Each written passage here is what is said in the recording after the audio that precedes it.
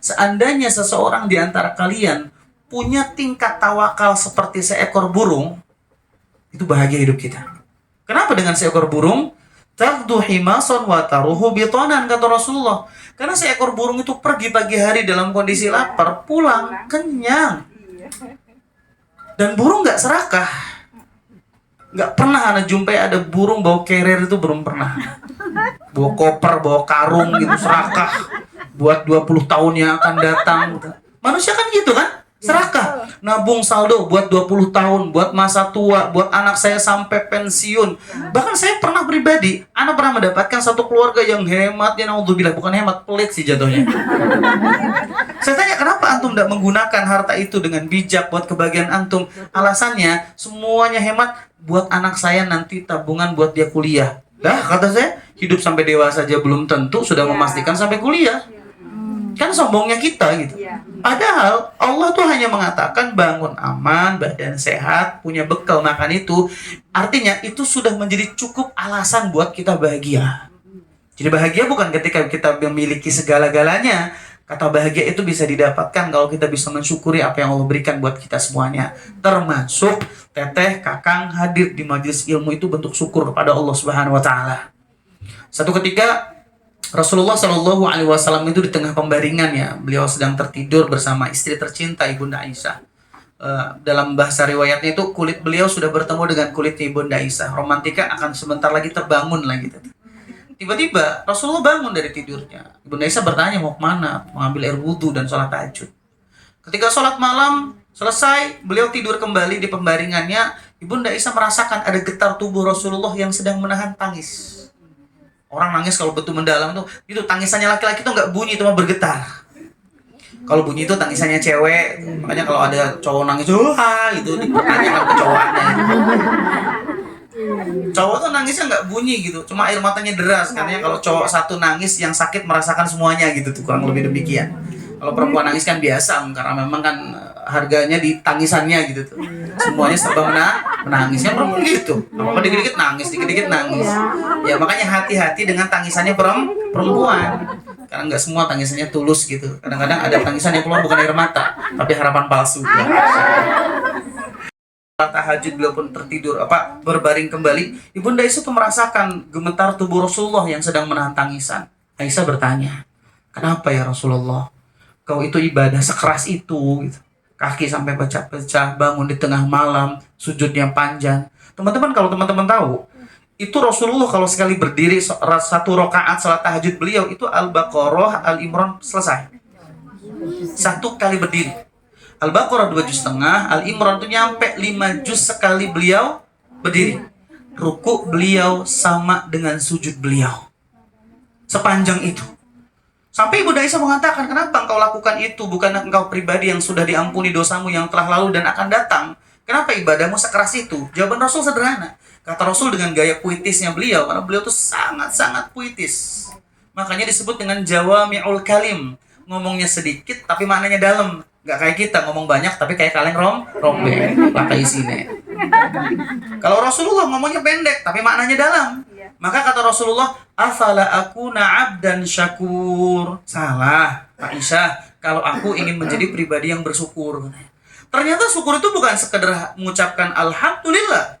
Syukur itu yang paling sempurna, dikasih nikmat sama Allah jadi ketaatan. Kasih uang jadi taat. Kasih ganteng jadi taat, bukan jadi maksiat. Kasih cantik jadi taat. Makanya kalau kecantikannya hanya mendatangkan kemaksiatan, itu bukan nikmat. Itu bom waktu.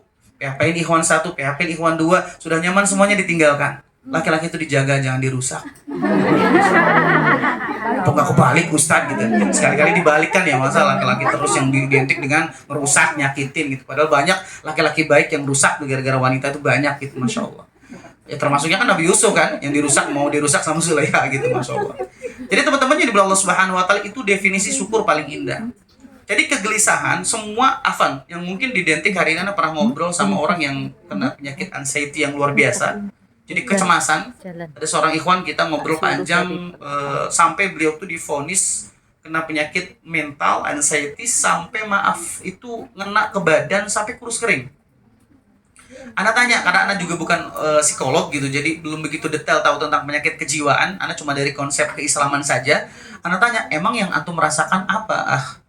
Kalau sudah maghrib tiba itu kan, padahal dia udah punya istri, udah punya anak, kayak ada takut tapi nggak ada sebabnya. Takut, cemas gitu, mengkhawatirkan sesuatu yang belum terjadi, cemas. Akhirnya yang diserang lambung ana, Ustaz. Ketika lambung ana sakit, ana sulit mengkonsumsi makanan, akhirnya jadi kurus kering. Kata anak, sembuhnya apa? Ana ikut kelas psikolog di sini, ikut konsultasi dengan konsultan kesehatan seperti ini, sampai akhirnya ana menyimpulkan bahwa ternyata penyakit yang ana alami ini karena jauhnya ana dari Allah Subhanahu wa taala. Insyaallah. Obatnya datang kepada Allah. Saya sampaikan, Afan ya anak potong katanya. Tahu nggak kebahagiaan seorang hamba itu kapan? Ketika dia dekat dengan Allah, tak peduli yang menghiasinya air mata atau canda tawa. Kalau dia dekat dengan Allah, pasti dia bahagia. Bahagia seorang hamba itu ketika dia dekat dengan Allah, tak peduli baik dia dengan air mata atau dengan canda tawa. Karena banyak orang yang tertawa riang, tapi ketika dia jauh dari Allah, apakah dia mendapatkan ketenangan? Tidak. Dia punya segalanya, tapi dia jauh dari Allah, nggak akan mungkin. Karena alim pernah mengatakan, Imam Ibnu Qayyim kalau tidak salah pernah menyebutkan bahwa kita ini, kebutuhan kita kepada Allah itu persis kebutuhan seekor ikan terhadap air, kata beliau. Wa kaifa halus samak idza iftaraqatil ma? Gimana sih kondisinya seekor ikan kalau dia terpisah dari air? Kira-kira kabar ikan gimana? Mati.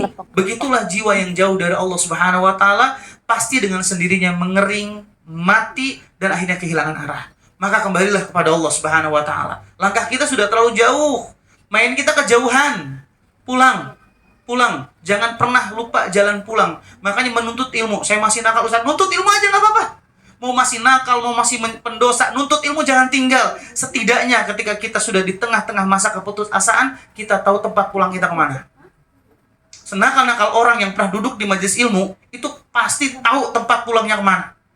Maka teman-teman yang dimulai Allah Subhanahu wa taala, ini akan menjadi sebuah program khusus sih sebenarnya buat anak pribadi untuk mengobati teman-teman yang ngerasa punya penyakit kejiwaan dalam artian anxiety, kecemasan dan lain sebagainya, mental health. Anak pengen buat kelas khusus dari hadis Rasulullah SAW. Jadi hadis ini diriwayatkan oleh Anas bin Malik, satu hadis yang dibaca oleh kita hampir setiap pagi oleh Rasulullah untuk membacanya. Jadi doa ini sebenarnya. Ternyata semua penyakit mental itu merujuknya pada hadis ini kalau dilihat. Karena rusak kehinaan seseorang itu meliputi 3. 1, ruh. 2, jasad. 3, sosial. Kalau 3 ini rusak, hina kita di hadapan Allah Subhanahu wa taala. Ternyata doa itu cukup pendek dan teman-teman mungkin sebagian sudah banyak yang hafal ya. Ketika hadis ini didatangkan oleh Anas bin Malik, di antara doanya adalah Allahumma inni a'udzubika minal hammi. Pertama ham, kecemasan. Wal hazani, kesedihan. Wal ajzi, ajzi itu lemah. Makanya bedakan membaca aziz dan ajiz. Beda, lemah. Wal kasali, malas. Wal bukhli, pelit. Wajubn, pengecut. Wadola'adain, lilitan hutang. Wa ghalabatir rijal, dipreser sama seseorang. 8 ini penyakit utama mental kita. Silakan, antum merujuk kenapa orang sampai bunuh diri gara-gara judi sholat, Ustaz? Apa sebab utamanya? Lilitan hutang. Kenapa sampai orang bunuh diri? Alasannya dibully, Ustaz. Karena under pressure seseorang, betul? Ya.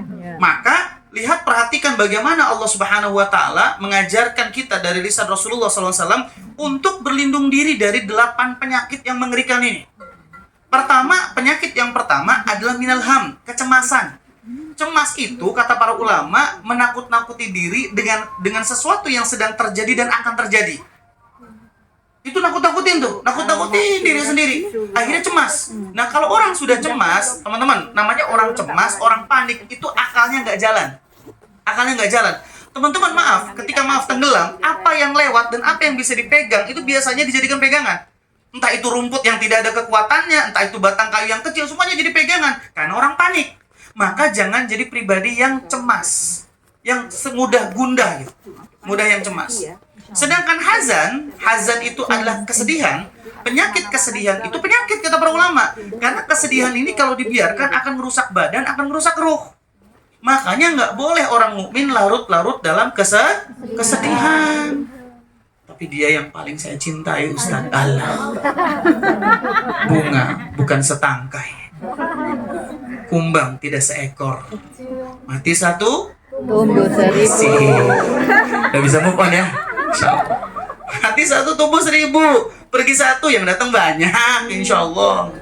Jadi kalau fokusnya kita pada satu hal, satu rasa sakit, walau itu kecil, tapi kita fokus dengan rasa sakit itu. Rasa sakit itu yang membunuh kita. Membunuh kita. Baru tadi pagi dibahas tentang kekuatan mental. Kenapa mental itu dijaga betul dalam agama kita. Termasuk treatment sholat yang nanti akan buat kajian, sahabat muslimah di hari Sabtu itu ngebahas tentang sholat. Sholat itu ngejaga mental kita supaya sehat.